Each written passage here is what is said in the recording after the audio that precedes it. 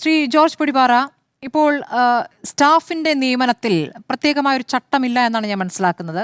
ഇപ്പോൾ മന്ത്രിമാർക്ക് അവരുടെ സ്റ്റാഫിനെ നിയോഗിക്കുമ്പോൾ മന്ത്രിക്ക് കൂടുതൽ നന്നായി ഇടപെടാൻ കഴിയുന്ന അല്ലെങ്കിൽ മന്ത്രിക്ക് വിശ്വാസമുള്ളവരെ സ്റ്റാഫായി നിയമിക്കാം. അതിൽ റിട്ടയർഡ് IAS ഉദ്യോഗസ്ഥരുണ്ടാകാം, ഈ പറഞ്ഞതുപോലെ രാഷ്ട്രീയ നിയമനങ്ങളും ഉണ്ടാകാം. രാഷ്ട്രീയ നിയമങ്ങൾ നമ്മൾ CPM-ന്റെ കാലത്തും കണ്ടിട്ടുണ്ട്.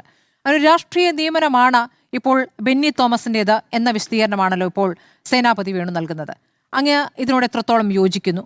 ഇനി മുൻകാല ബന്ധു നിയമനങ്ങളുമായി ബന്ധപ്പെട്ട് CPM കാലത്തെ ബന്ധു നിയമനങ്ങളുടെ ഒരു ലിസ്റ്റുണ്ട് നമ്മുടെ മുന്നിൽ. അതുമായി ഈ കേസിന് ബന്ധമുണ്ടോ? ധാർമ്മികതയുമായി ബന്ധപ്പെട്ട് ഇതിൽ ഒരു വശം ഇല്ലേ? അങ്ങനെ ഇല്ല എങ്കിൽ വളരെ വ്യക്തമായത് സണ്ണി ജോസഫിന് വിശദീകരിക്കാമായിരുന്നല്ലോ. അദ്ദേഹം എന്തുകൊണ്ടാണ് മൗനം പാലിച്ചത്? ഇതാണ് എനിക്ക് അങ്ങയോട് ചോദിക്കാനുള്ള സംശയം. ഇതിനകത്ത് ശ്രീ സേനാപതി വേണു പറഞ്ഞ കാര്യങ്ങൾ രാഷ്ട്രീയമായിട്ട് നോക്കുമ്പോൾ ശരിയാണ്. പക്ഷെ അത് മുഴുവൻ ധാർമ്മികമായിട്ട് ശരിയാണോ എന്നുള്ള ചോദ്യമാണല്ലോ താങ്കൾ പ്രധാനമായിട്ട് ഉന്നയിക്കുന്നത്. അങ്ങനെ ചോദിക്കുമ്പോൾ മുഴുവനും ധാർമ്മികമായിട്ട് ശരിയല്ല.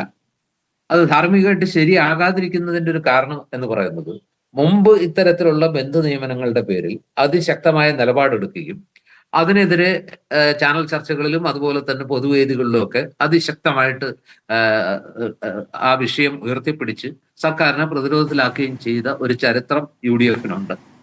UDF-ന്റെ വലിയ വിജയത്തിന് കാരണമായ ഘടകങ്ങളിൽ അത് ഉൾപ്പെടുന്നുണ്ട്. കാരണം കഴിഞ്ഞ സർക്കാരിന്റെ ഇത്തരത്തിലുള്ള ബന്ധു നിയമനങ്ങൾക്കെതിരെ, അതുപോലെ പിൻവാതിൽ നിയമനത്തിനെതിരെ ആശ്രിതർക്കും അതുപോലെ തന്നെ ബന്ധുക്കൾക്കും ഒക്കെ യൂണിവേഴ്സിറ്റികളിലടക്കം പ്രധാനപ്പെട്ട നേതാക്കളുടെ ഭാര്യമാർക്കടക്കം കേരളത്തിലെ വിവിധ യൂണിവേഴ്സിറ്റികളിൽ യോഗ്യതയുള്ള പലരെയും മറികടന്ന് അവർക്ക് പ്രത്യേക പരിഗണന കൊടുത്ത് നിയമിച്ചു.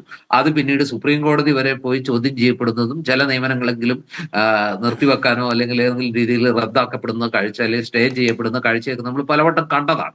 അപ്പൊ അത്തരം കാര്യങ്ങൾ വളരെ വലിയ രീതിയിൽ ഉയർത്തിപ്പിടിച്ച് അതിലെ ധാർമ്മികത വലിയ രീതിയിൽ ഒരു വിഷയമായി ഉയർത്തിക്കാണിച്ച UDF അധികാരത്തിൽ വരുമ്പോൾ അത്തരത്തിലുള്ള വിമർശനം ഉയരുന്ന രീതിയിലുള്ള ഒരു നിയമനം വേണമായിരുന്നു എന്നുള്ളൊരു ചോദ്യമാണ് ഇവിടെ പ്രസക്തമാവുന്നത്. ഇവിടെ സേനാപതി വേണു പറഞ്ഞ കാര്യങ്ങൾ രാഷ്ട്രീയമായിട്ടുള്ള അതിന്റെ ന്യായങ്ങളെ കുറിച്ച് എനിക്കൊരു തർക്കമില്ല. കാരണം ഈ ബെന്നി തോമസ് എന്ന് പറയുന്ന വ്യക്തിക്ക് നല്ല ട്രാക്ക് റെക്കോർഡുള്ള ഒരാളാണ്, നല്ല തികഞ്ഞ കോൺഗ്രസ് പ്രവർത്തകനാണ്.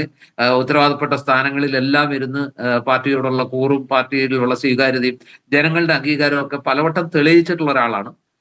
എല്ലാ തെരഞ്ഞെടുപ്പുകളിലും അദ്ദേഹം വലിയ ഭൂരിപക്ഷത്തോടെ മത്സരിച്ചിടത്തെല്ലാം ജയിച്ചിട്ടുണ്ട്. സംഘടനാപരമായ ഉത്തരവാദിത്തങ്ങളെല്ലാം വളരെ ഭംഗിയായി നിർവഹിച്ചിട്ടുണ്ട്. ഇതൊക്കെ ശരിയാണ് എന്നുള്ള കാര്യത്തിൽ ഒരു തർക്കമില്ല. അതർവൈസ് ഇദ്ദേഹത്തിന്റെ സ്റ്റാഫിലല്ല നിയമനം നടത്തുന്നതെങ്കിൽ, ഇപ്പൊ തന്നെ സ്വന്തം അളിയൻ മന്ത്രിയായി, ഇപ്പൊ KPCC പ്രസിഡന്റ് കൂടിയായിട്ടുള്ള ശ്രീ സണ്ണി ജോസഫ് മന്ത്രിയായിരിക്കെ അദ്ദേഹത്തിന്റെ സ്റ്റാഫിലല്ല ശ്രീ ബെന്നി തോമസിനെ നിയമിക്കുന്നതെങ്കിൽ തീർച്ചയായിട്ടും ഇത് ചോദ്യം ചെയ്യാനേ പറ്റില്ല. കാരണം അദ്ദേഹത്തിനൊരു ഏതെങ്കിലും മന്ത്രിയുടെ പേഴ്സണൽ സ്റ്റാഫിൽ അല്ലെങ്കിൽ അഡീഷണൽ പ്രൈവറ്റ് സെക്രട്ടറി ആയിട്ടോ PS ഒക്കെ ആയിട്ട് നിയമിക്കപ്പെടാനുള്ള എല്ലാ യോഗ്യതയുണ്ട്. ഒരു അയോഗ്യത അദ്ദേഹത്തിനില്ല. മിടുക്കനാണ്, എല്ലാ അർത്ഥത്തിലും മിടുക്കനാണ്. പക്ഷേ ഇപ്പോൾ CPM ആരോപിക്കുന്നത് എന്താണെന്ന് അങ്ങ് കണ്ടല്ലോ. അഴിമതിക്ക് വഴിയൊരുക്കാനാണ്, അത് കുറച്ചുകൂടി എളുപ്പമാവും ബന്ധുക്കളാകുമ്പോൾ എന്നുള്ള ആരോപണമാണ് ഉന്നയിക്കുന്നത്. ഇതാണ് പ്രശ്നം. വേണമെങ്കിൽ അങ്ങനെ ഒരു ആംഗിളിൽ എടുക്കാം. അതായത് അദ്ദേഹം വിശ്വസ്തനാണ്. ഒരു മന്ത്രിയെ സംബന്ധിച്ചിടത്തോളം തനിക്ക് ഏറ്റവും വിശ്വസ്തനായ ഒരാള് ഇതിനു മുമ്പും പല തലത്തിലും അദ്ദേഹത്തിന്റെ മത്സര സമയത്തും അദ്ദേഹത്തിന്റെ MLA ആയിരുന്ന സമയത്തും ആ മണ്ഡലത്തിൽ അദ്ദേഹത്തിന്റെ അഭാവത്തിൽ കാര്യങ്ങളൊക്കെ നിർവഹിച്ചിരുന്ന ഒരു വ്യക്തിയാണ് ബെന്നി തോമസ്. എത്രയോ കാലമായിട്ട് അളിയൻ എന്നതിനപ്പുറം സഹോദരി ഭർത്താവ് എന്നതിനപ്പുറം അടിയുറച്ചൊരു പാർട്ടി പ്രവർത്തകൻ, മിടുക്കനായ ഒരു പാർട്ടി പ്രവർത്തകൻ എന്നുള്ള നിലയ്ക്ക് സണ്ണി ജോസഫിന് അദ്ദേഹത്തിന്റെ കഴിവിലും അദ്ദേഹത്തിന്റെ വിശ്വസ്തയിലും ഒന്നും ഒരു സംശയം ഉണ്ടാവില്ല. പക്ഷെ മറുപക്ഷത്ത് പ്രതിപക്ഷത്തിന് വേണമെങ്കിൽ ഇങ്ങനെ ഒരു ആക്ഷേപം ഉന്നയിക്കാം. അതായത് ഏറ്റവും വേണ്ടപ്പെട്ട ഒരാളെ സ്വന്തം ഓഫീസിൽ ഇരുത്തുക വഴി അദ്ദേഹത്തിന് വേണമെങ്കിൽ വഴിവിട്ട കാര്യങ്ങൾ ചെയ്യാം, അതിനൊരു മറയാക്കാം, അല്ലെങ്കിൽ അത്തരം സൗകര്യങ്ങൾക്ക് വേണ്ടിയാണ് അദ്ദേഹത്തെ ഈ പേഴ്സണൽ സ്റ്റാഫിൽ ഉൾപ്പെടുത്തുന്നത് എന്നൊരു ആരോപണത്തിനുള്ള പ്രൊവിഷൻ അല്ലെങ്കിൽ ഒരു പഴുത് അല്ലെങ്കിൽ ഒരു സാധ്യത വേണോ, ഉണ്ടാക്കി കൊടുക്കണോ? ഞാൻ ചോദിക്കുന്നത്, അദ്ദേഹത്തെ വേറൊരു മന്ത്രിയുടെ കീഴിൽ ഇതേ തസ്തികയിൽ നിയമിക്കാമല്ലോ. അദ്ദേഹം KPCC പ്രസിഡന്റ് കൂടിയാണ്. ശ്രീ സണ്ണി ജോസഫ് അങ്ങനെ ഒരു ആവശ്യം ഉന്നയിച്ചാൽ ഏതെങ്കിലും മന്ത്രി നിഷേധിക്കൂ?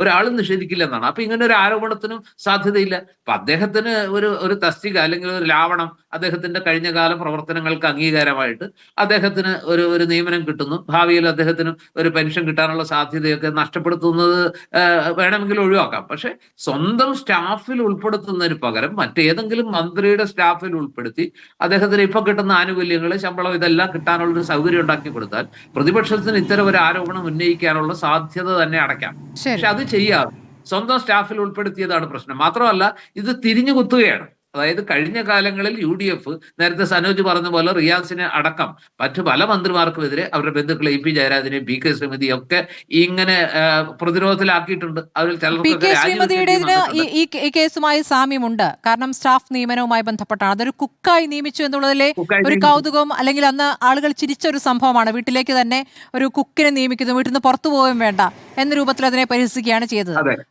അതാണ് ഒരു സാമ്യമുള്ള കേസ്. മറ്റേതൊക്കെ അതിഗുരുതരമാണെന്നേ. മറ്റ് ബന്ധു നിയമനങ്ങളൊക്കെ ഈ രൂപത്തിൽ വ്യാഖ്യാനിക്കാവുന്ന കേസേ അല്ല. നിയമനമാണ്, ലക്ഷങ്ങൾ ശമ്പളം കിട്ടുന്ന നിയമനങ്ങളാണ്. അതിനേക്കാൾ യോഗ്യതയുള്ള പലരുടെയും അവസരം അതാണ് ഓപ്പൺ മെറിറ്റിൽ പുറത്തു കൊടുക്കുന്ന പോസ്റ്റ് അല്ല ഇത്. മറ്റേത് അങ്ങനെയായിരുന്നു എന്നുള്ളതാണ്. പുറത്ത് ഇന്റർവ്യൂ എടുത്തു കൊടുക്കുന്ന ഒരു നിയമനവുമല്ല ഇത് എന്നുള്ള വ്യത്യാസമുണ്ട്. പക്ഷെ മറ്റു നിയമനങ്ങൾ അതായിരുന്നു. പലതും കോടതിയിൽ പോയി കോടതിയിൽ തോറ്റ കേസുകൾ കൂടിയാണല്ലോ. അപ്പോൾ ആ താരതമ്യം അവിടെ സാധ്യമല്ല. അതാണ് ഞാനും പറയുന്നത്. പക്ഷെ ഇതിനകത്ത് വേണമെങ്കിൽ ശ്രീ സണ്ണി ജോസഫിന് ഈ ഒരു ആരോപണത്തിനുള്ള സാധ്യത ഒഴിവാക്കാമായിരുന്നു. കാരണം UDF വ്യത്യസ്തമായ രീതിയിൽ പ്രവർത്തിക്കും. കഴിഞ്ഞ സർക്കാരിന്റെ തനിയാവർത്തനമോ കഴിഞ്ഞ കാലങ്ങളിലെ പ്രവർത്തനത്തിന്റെ അനുകരണമോ അല്ല. ഞങ്ങൾക്ക് ഞങ്ങളുടേതായ ഒരു പുതിയ വഴിയുണ്ട്. ഞങ്ങൾക്ക് ഞങ്ങളുടേതായ നൈതികതയിലും അതുപോലെ ധാർമ്മികതയിലും ഒക്കെ ജനത്തിനു മുന്നിൽ ചോദ്യം ചെയ്യപ്പെടാത്ത, അവരുടെ മനസ്സിൽ സംശയമുണർത്താത്ത കൃത്യവും സ്പഷ്ടവും ക്ലിയറുമായ കാര്യങ്ങളാണ് ഞങ്ങൾ ചെയ്യാൻ പോകുന്നത് എന്ന് പറഞ്ഞിട്ട് ഇത്തരം നിയമനങ്ങൾ വരുമ്പോൾ പലരെയും നെറ്റിച്ചുളിയുന്നു, ജനങ്ങൾ ചോദിക്കുന്നു, പാർട്ടി പ്രവർത്തകർക്കിടയിൽ സംശയം ഉണ്ടാവുന്നു. സനോജ് പറഞ്ഞ പോലെ കണ്ണൂരിലെ പാർട്ടിക്കകത്ത് ഇതൊരു വലിയ ഇഷ്യൂ ആയതായിട്ട് ഒന്നും നമുക്കറിയില്ല. പക്ഷെ വേണമെങ്കിൽ സനോജ് ശക്തിക്ക് വേണ്ടി അദ്ദേഹം ഉന്നയിക്കുന്ന വാദമുഖങ്ങൾക്ക് മറ്റു കോൺഗ്രസ് നേതാക്കളൊന്നും പ്രതികരിച്ചിട്ടില്ല.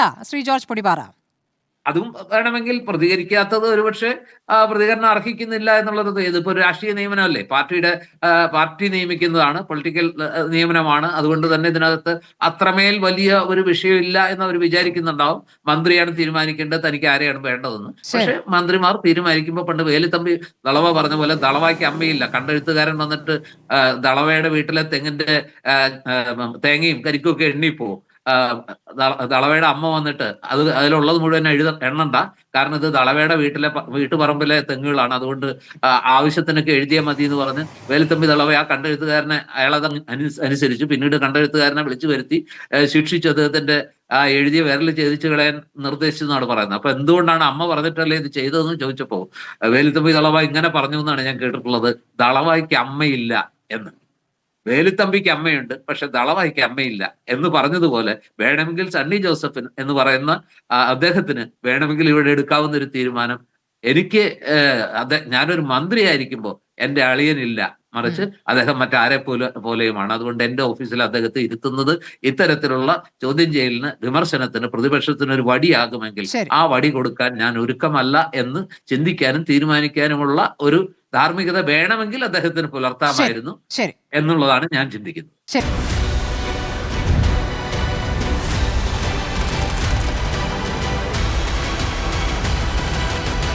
ഡിബേറ്റ് വിത്ത് സ്മൃതി പരുത്തിക്കാട്.